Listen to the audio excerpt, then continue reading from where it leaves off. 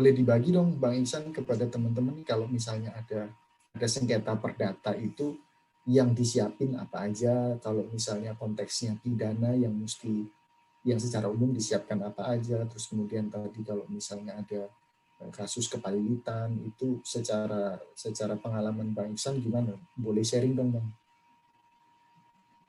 Baik, Mas Iwan. Tentunya alat bukti menjadi penting ya ketika terjadi sengketa. Ketika sengketanya terkait dengan suatu permasalahan perdata, permasalahan dengan investor, ya tentunya alat bukti surat menjadi sangat penting ya, termasuk perjanjian-perjanjian, korespondensi dengan para pihak, dan bukti-bukti tertulis lainnya. Sementara ketika kita bermasalah, ada sengketa yang menyangkut unsur pidana, keterangan dari pihak saksi-saksi terkait itu menjadi sangat vital juga. Jadi bukan hanya dari bukti-bukti tertulis atau surat saja ketika bersengketa di ranah pidana, ya. Jadi harus menyiapkan dan juga bukan mengarahkan ya, menyiapkan itu kita harus memastikan bahwa memang ada pihak-pihak yang mengetahui secara persis dan menjelaskan bukti-bukti adanya suatu tindak pidana penggelapan misalnya. Jadi kita misalnya mempresent suatu tindak pidana penggelapan ya, ada dokumen-dokumen yang mungkin dipalsukan atau proyek yang dibuat tanda kutip fiktif, itu harus ada pihak-pihak dari internal perusahaan yang menyajikan fakta ke pihak kepolisian atau penyidik bahwa itu isinya seperti apa, kapan dilakukannya, dan lain-lain. Ketika terkait dengan proses PKPU atau kepailitan, maka yang menjadi alat bukti kunci ya yang diperiksa oleh pihak pengurus atau kurator adalah bukti pendukung atas tagihan dari para kreditur, ya, yaitu perjanjian pinjam meminjamnya, itu seperti apa, kemudian apakah sudah ada penagihan atau invoice yang dilakukan. Nah, mungkin lebih ke situ ya, Mas Iwan ya. Jadi kita lihat lagi alat buktinya apa saja itu bergantung kepada sengketanya apa nih, sengketa pidana, perdata, atau kepailitan atau PKPU. Kalau untuk gugatan derivatif dari pemegang saham kepada direksi sama juga ya Bang? Sama, gugatan kepada pemegang saham itu juga konteksnya kan masalah perdata ya, Mas Iwan. Jadi utamanya majelis hakim akan mempertimbangkan alat bukti surat, ya. Tapi tentunya selain itu ya bisa kita berikan petunjuk-petunjuk atau bukti-bukti lain, ya. Dan juga bisa juga didukung dengan keterangan dari ahli misalnya. Dalam suatu audit investigasi kita juga bisa menghadirkan ahli akuntan misalnya ya, ahli keuangan dan lain-lain ya, tergantung dari permasalahan yang dihadapi oleh perusahaan. Oke. Nah, tadi kan Mas Iwan ya. Masih lanjut ya? Silakan Bang Reza. Oh iya. Oke. Nanti ini kepikir juga nih ya, Mas Iksan. Ya, pemegang saham ribut berantem ya kan. Terus kemudian startup sangat diverse ya, culture-nya berbagai generasi ada di dalam sana, darah muda, jiwa panas ya kan, jiwa muda gampang bergejolak lah. Nah, kadangkala sering terjadi dalam dispute sengketa itu, dalam interaksi human to human itu, yang membuat salah satu pihak berinisiatif melakukan hal yang cukup unik nih, atau cukup juga standar terjadi di mana-mana. Muncullah tiba-tiba laporan polisi perbuatan tidak menyenangkan. Wah, saya nggak suka nih cara kamu yang ngomong tadi. Saya nggak suka nih email kamu yang tadi nih. Saya nggak suka nih WhatsApp kamu yang tadi nih. Nah, kemudian muncul lagi laporan polisi, pencemaran nama baik. Kenapa kamu ngomong ke sana nih begini. Nah, ini kan pasal kayaknya banyak dibilang orang nih, ini cerita teman-teman juga di lapangan, ini pasal karet ya, cerita teman-teman startup juga. Ini pasal karet, saya ngapain sih sampai dilaporin polisi kayak begini, dibilang pencemaran nama baik, dibilang perbuatan tidak menyenangkan. Udah gitu polisinya nggak ngirim surat, nggak ngirim apa, cuman WhatsApp, bos kita ngobrol-ngobrol dulu nih, ada laporan kayak begini nih. Nah, tambah bingung lagi, seumur-umur cuma sibuk berinovasi, teman-teman startup pengen kerja yang benar, pengen bikin solusi buat masyarakat luas, tapi kok tiba-tiba di WhatsApp polisi ditanya hal-hal kayak begini. Nah ini gimana nih Mas Iksan? Ya, thank you Mas pertanyaannya. Tapi memang ya kenyataannya begitu ya. Banyak sekarang tindakan ya memang sekarang resikonya begitu ya. Sekarang udah ada undang-undang ITE juga ya. Kadang-kadang pencemaran nama baik kan juga bisa dilakukan lewat media digital ya. Jadi ada tindak pidana yang terkait undang-undang ITE. Nah itu kadang-kadang cenderung dilakukan oleh pihak-pihak yang lagi bersetigang. Sebenarnya kadang-kadang masalah utamanya bukan itu ya Mas ya, tapi kemudian berkembang. Nah makanya ini seperti ketika kita mendapat somasi ya. Jadi jangan panik, kita harus memahami dulu permasalahannya apa. Karena pasal-pasal tersebut itu belum tentu bisa diterapkan. Ya, kita lihat lagi nanti. Makanya harus berkonsultasi dengan ahli hukum. Apakah memang tindakan saya ini memenuhi unsur perbuatan pidana tersebut, gitu ya. Ya, kita lihat lagi nanti dari proses penyelidikan yang dilakukan oleh polisi.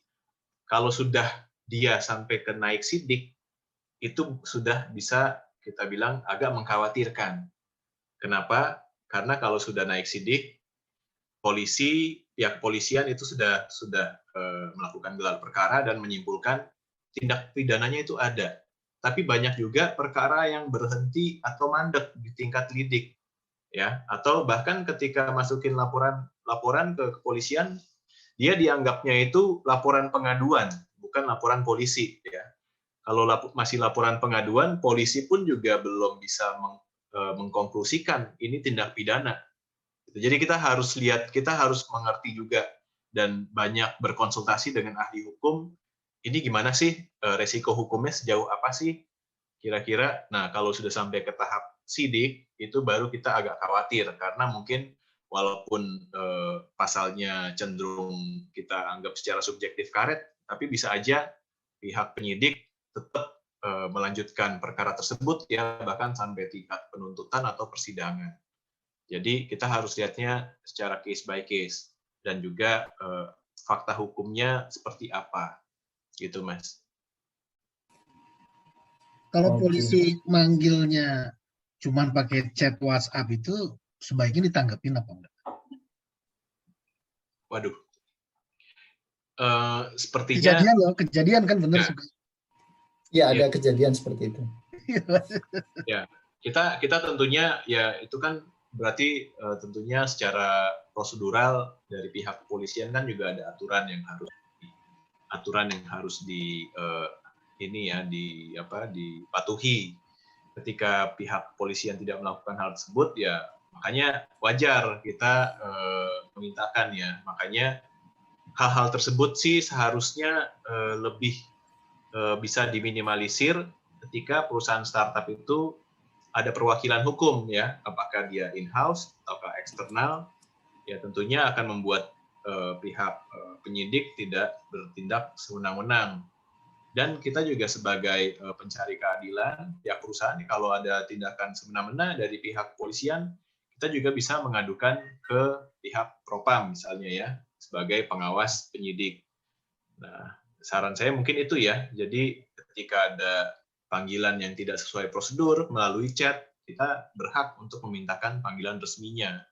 Karena disitulah kita bisa melihat dasar laporan polisinya itu apa, siapa pelapornya, pasal apa yang dikaitkan dengan kita, kemudian kapasitas kita ini sebagai saksi atau sebagai tersangka, ya kalau ya kita nggak tahu motivasinya kan bisa macam-macam, kita dipanggil tanpa suatu surat yang sah, ya kita nggak tahu validitas dari laporan tersebut.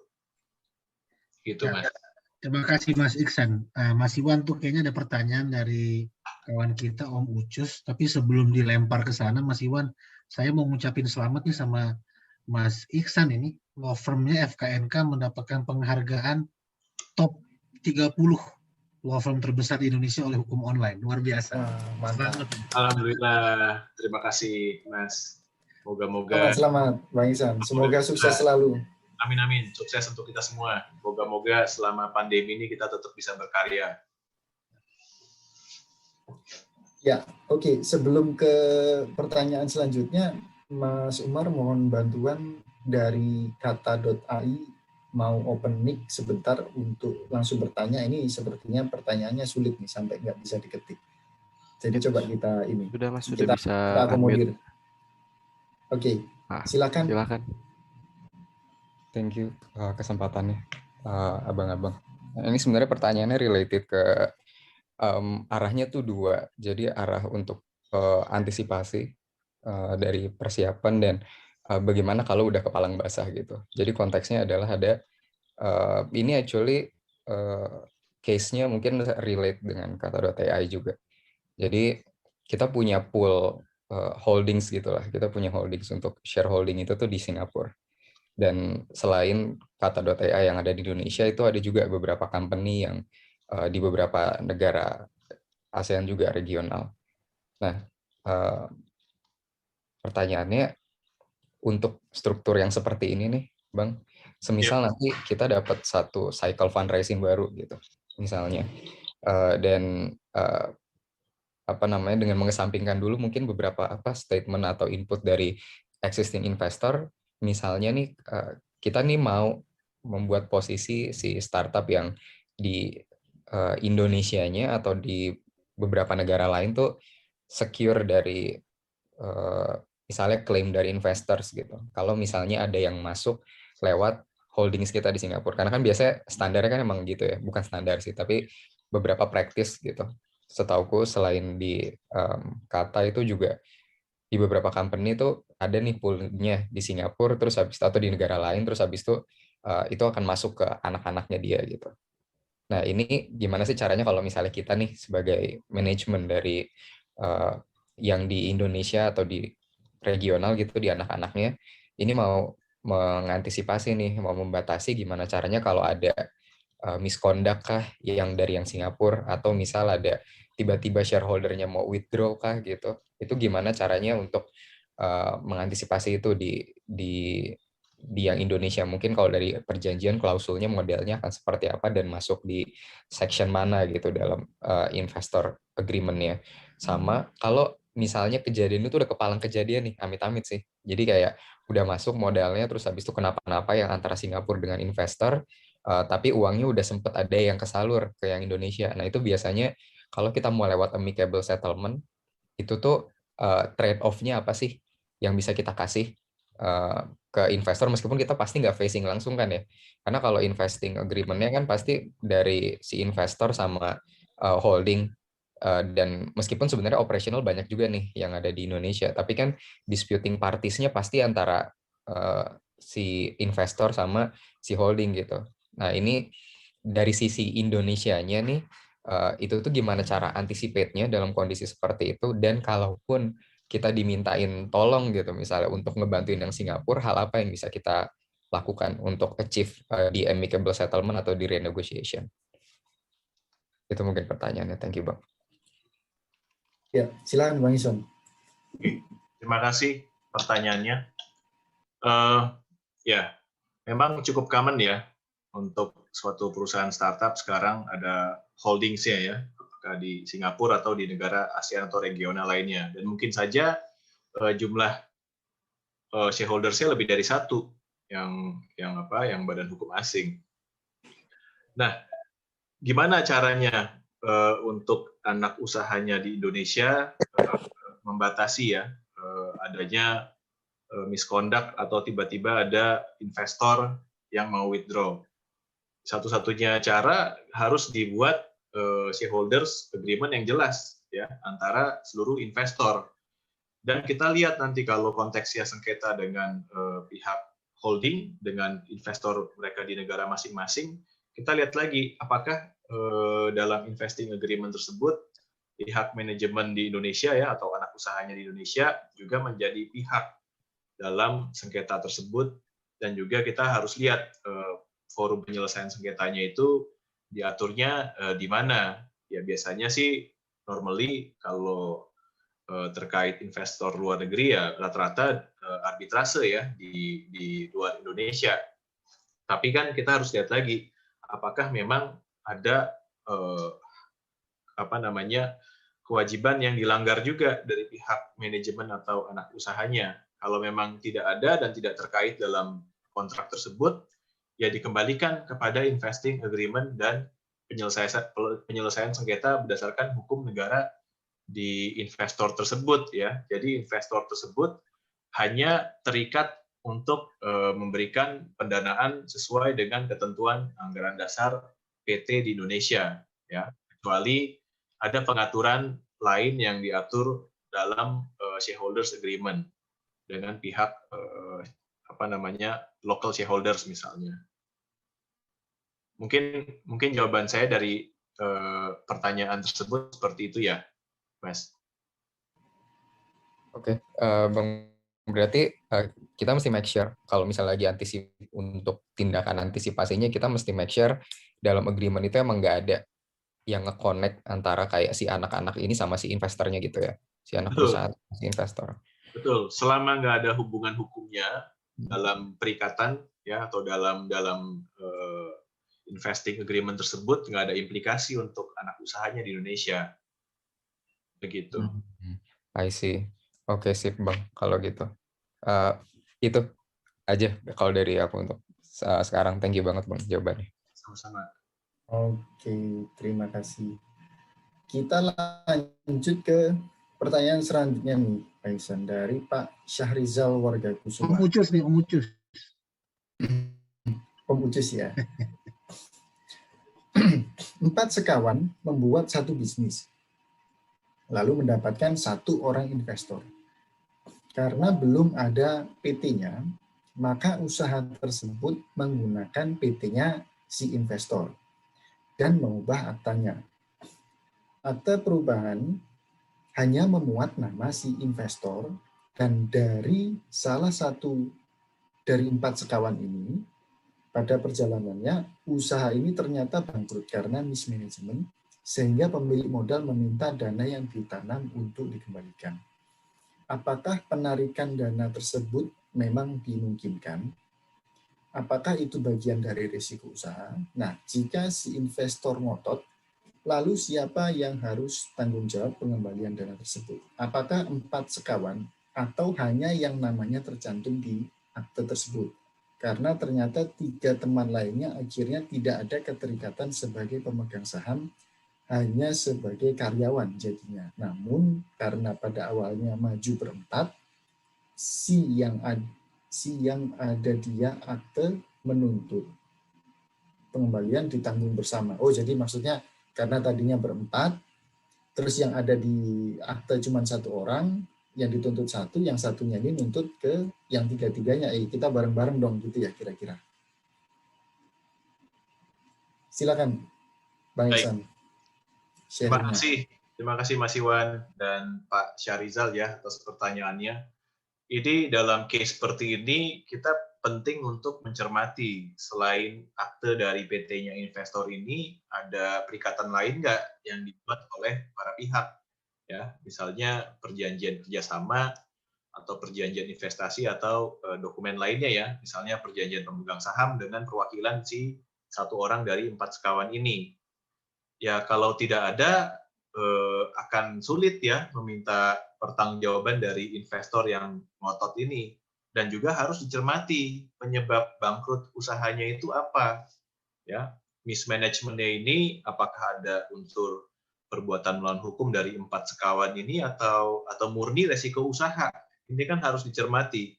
Kalau ternyata murni resiko usaha dan tidak ada perjanjian pemegang saham, ya berarti yang pihak-pihak yang memiliki tanggung jawab hukum hanya yang ada di akte saja, gitu ya. Termasuk kalau sampai ada upaya hukum perdata ya dari pihak-pihak yang menuntut atau mungkin PKPU atau pilot gitu. Jadi kita harus melihat juga faktanya ini seperti apa. Selain akte ini ada perjanjian juga nggak antara para pihak ini. Kalau tidak ada, ya berarti 3 teman lainnya itu hanya keterikatannya sebagai karyawan secara hukum. Mungkin begitu ya, Mas? Oke. Nah, ini masih dari Om Us. Seseorang dalam rangka mencari modal usaha dengan investor di luar negeri. Orang ini membutuhkan dana bridging, entah untuk administrasi dan biaya-biaya lainnya terkait proses pencairan modal tersebut. Nah, uang tersebut minjem dari beberapa pihak. Ternyata at the end, setelah proses berjalan, orang ini ternyata tertipu oleh investor bodong. Buntutnya, pihak-pihak yang memberikan dana bantuan bridging ini menuntut pengembalian dana sesuai perjanjian. Nah, karena orang ini nggak punya duit dan kolateral, bagaimana proses hukumnya? Apakah dia dituntut secara perdata atau bisa dituntut secara pidana dengan tuduhan penipuan, sementara dia sendiri sebenarnya korban penipuan investor bodong? Bisakah dia dituntut? Baik. Terima kasih pertanyaannya. Ya, memang kondisi sekarang ini semakin banyak ya investasi-investasi yang aneh-aneh lah. Makanya kita harus hati-hati. Betul sekali, Bang. Ya, makanya kita harus hati-hati banget ya sebagai apakah kita sebagai pihak perantara atau sebagai investornya ya. Tapi untuk menentukan ini pidana atau perdata, kita harus lihat keterlibatan dari pihak yang mengumpulkan investor ini ya. Kalau dia hanya beritikat baik untuk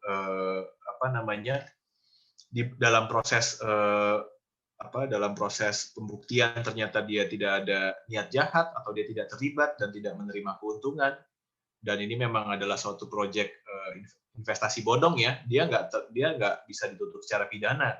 Tapi pihak yang menyodorkan investasi ke dia itu kalau memang fiktif, dialah yang bisa dilaporkan. Mungkin dia bisa terbawa-bawa menjadi seorang saksi dalam penyelidikan tindak pidana penipuan ya atau investasi bodong. Tapi harus dilihat lagi, dia dituntut secara tindak pidana itu dilihat dari keterlibatannya. Kalau secara perdata tentunya ya itu sudah pasti bisa dituntut karena kan investasi ini tentunya menimbulkan kerugian secara perdata ya, dan sudah pasti ada jangka waktu pengembalian yang ditentukan dan disepakati oleh para pihak. Tapi kalau pidananya kita harus cermatin lagi dari keterlibatan si pihak orang ini yang mengumpulkan investor. Mungkin begitu, Mas. Oke. Jadi dari jawaban Bang Iksan, saya mungkin bisa sarankan juga ya, ada baiknya dalam perjanjian itu, kalau misalnya memang si orang tersebut ini melakukan tindakan yang melawan hukum dan terbukti itu penipuan, bisa jadi di perjanjian juga dituliskan satu pasal yang menyatakan bahwa ini memang investasi ini dilakukan dengan itikat baik. Ini konsepnya tidak leksikal. Per seperti itu dimasukkan ke perjanjian, hanya konsepnya saja. Kalau misalnya ada salah satu pihak yang melakukan perbuatan melawan hukum dan dia terbukti, maka kerugiannya harus semuanya ditanggung gitu. Jadi bisa jadi lebih aman nggak kayak gitu, Bang Iksan? Ya, tentunya penting juga untuk mencantumkan klausul-klausul yang seperti itu ya, Mas Iwan ya, yang mengalihkan resiko hukum. Itu apalagi kalau misalnya ini terkait dana bridging ya, di mana ada pihak penengah gitu ya, ada pihak perantara ya. Di situ dia harus dia harus mensecure kepentingan hukumnya dengan membuat klausul-klausul seperti itu. Makanya disitulah peran dari in-house counsel dan juga peran dari external lawyer untuk bisa membantu para pihak. Ya, nah ini masih soal uang, Bang Iksan. Tadi sempat dibahas juga soal sedikit soal kepailitan dan PKPU, ya, penundaan kewajiban pembayaran utang. Nah, boleh sharing dong Bang untuk teman-teman yang startup ini, dalam konsep saya maunya sih kasih sharing ke teman-teman, jangan sampai startup ini baru mulai merangkak naik, kemudian dia mengalami permasalahan hukum seperti kepailitan atau PKPU. Jadi ini kayak bunga yang layu sebelum berkembang gitu. Boleh sharing dong Bang, kalau di PKPU itu yang harus dihindari apa, kalau dari kepailitan yang harus dihindari apa saja supaya itu tidak terjadi ke perusahaan di teman-teman ini gitu. Baik. Tentunya kunci utamanya ya, kita harus bisa memanage kewajiban dan ekspektasi para kreditur ya. Ketika menyangkut PKPU dan kepailitan itu kan sebenarnya menyangkut kepentingan kreditur ya, atau pihak-pihak yang memiliki piutang atau klaim terhadap perusahaan kita ya. Jadi ya, perusahaan dan manajemen harus betul-betul bisa memanage ekspektasi dari seluruh pihak, termasuk karyawan. Itu kan juga merupakan kreditur yang sah juga dalam konteks kepailitan. Pihak karyawan, kemudian pihak apabila ada kreditur separatis, bank atau perusahaan pembiayaan yang memiliki kolateral, dan juga kepentingan kreditur konkuren ya, seperti vendor dan pihak-pihak yang bekerja sama dengan perusahaan.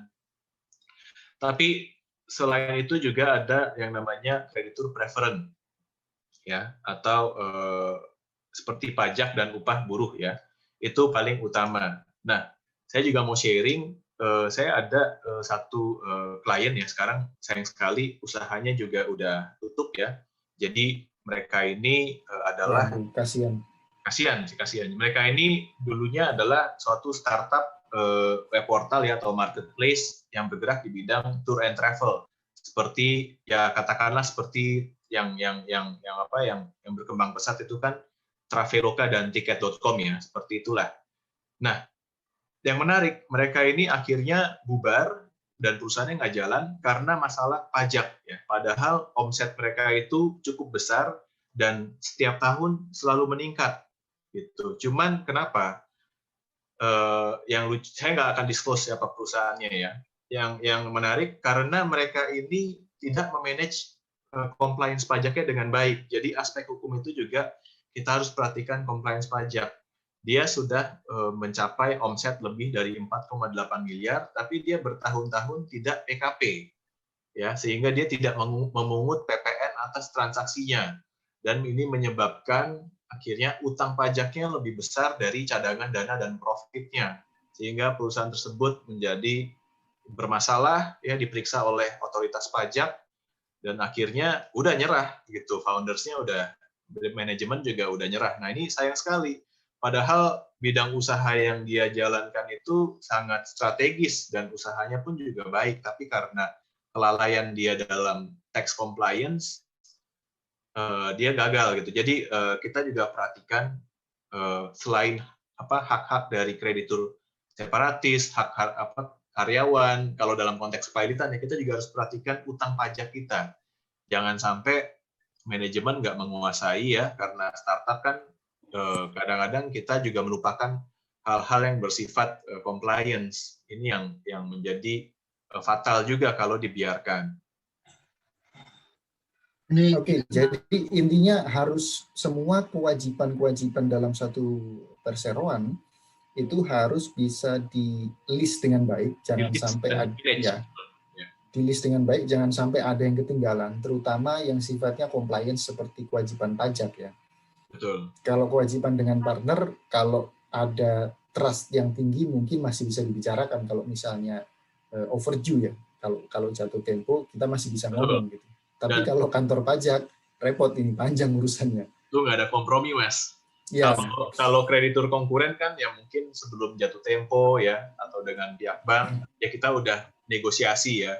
Jangan udah jatuh tempo dulu baru kita nunggu mereka somasi gitu. Jadi strategi-strategi ini perlu juga untuk dijalankan pihak manajemen ya, atas advice dari ya pihak yang mengerti hukum gitu. Jadi apakah direnegosiate, bikin adendum, atau mungkin tukar dengan project atau pekerjaan lain, itu kan banyak sebetulnya yang bisa di-create gitu, dibanding kita menunggu masalah terjadi baru kita panik dan akhirnya menghabiskan cost yang besar dan menghilangkan peluang bisnis ya, bahkan usahanya bisa tutup malah dan merugikan karyawannya, akhirnya semua di PHK gitu. Ya, ya.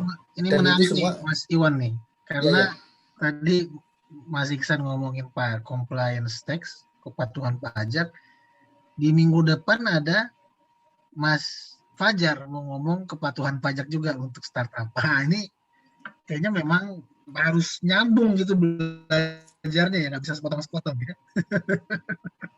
Betul banget, itu memang material banget sih soal pajak, jangan disepelekan ya. Kalau janjian ngopi sama Bang Ihsan terlambat dikit, Bang sorry lupa, boleh jadi gitu kan. Tapi kalau kantor pajak nggak boleh gitu. Betul Mas. Mungkin pengusaha lebih takut ngelihat surat dari pajak dibanding somasi kali Mas. Iya. Dan itu juga harus di-manage dengan baik ya. Maksudnya kapan ini harus dibayarkan, kapan ini harus kapan harus dicadangkan dananya, itu tentunya teman-teman dari startup lebih tahu lah masalah penanganan. Yang jelas semua kewajiban harus di listing dengan baik, jangan sampai ada yang ketinggalan, terutama yang terkait dengan compliance yang tidak bisa ditawar sifatnya gitu. Betul Mas. Gitu. Nah ini kebetulan sudah nggak ada pertanyaan lagi di kolom chat, dan sayangnya sudah jam 12, ini kayaknya masih seru banget ngobrol sama Bang Ihsan, cuma tanpa kerasa kita udah ada di penghujung acara nih. Jadi dengan berat hati saya kembalikan forumnya ke Bang Reza sebagai pengasuh kita. Ya, terima kasih Bang Ihsan sama Mas Iwan. Ya, jadi saya senang banget ini dengar apa yang disampaikan Bang Ihsan, walaupun sebagai lawyer litigasi, tapi bukan berantem dulu yang penting ya. Tapi gimana masalah itu bisa beres. Memang kalau berantem lawyer litigasinya dapat kerjaan, dapat fee, tapi bukan itu yang dicari sama lawyer litigasi. Ya kan? Yang lawyer litigasi carilah ketenangan dan kedamaian buat kliennya. Nah, kalau saya mau sharing dikit ya, mungkin Umar bisa show sesuatu. Kita kalau mikir masalah hukum itu selalu berpikir bahwa udahlah ketutup semuanya kan, ketutup semua, ribut di pengadilan, ribut di perdata, kadang-kadang membuat kita sulit fokus bahwa sebetulnya masih ada jalan yang lain. Nah, dari diskusi tadi yang dijawab sama Mas Ihsan, beberapa pertanyaan, memang masih ada peluang-peluang lain. Dan itu tanpa kita sadari sebenarnya terbuka dan bisa kita masuk ke dalam pintu-pintu yang terbuka tersebut untuk mencapai tujuan yang kita inginkan. Nah, alhamdulillah kita sudah mencapai akhir acara. Sudah waktunya makan siang dan sholat zuhur. Terima kasih kepada para pembicara, Mas Ihsan Kurniagung dan host kita Mas Setiawan Atmojo. Atas nama SWA Digital dan saya sendiri, saya mengucapkan terima kasih kepada para peserta. Sebelum tutup dan mengucapkan salam perpisahan, mari kita foto bersama. Monggo dinyalakan kamera masing-masing yang berkenan dan dalam kondisi memungkinkan. Silakan. Dan kalau bisa buka masker, silakan buka maskernya. Ya.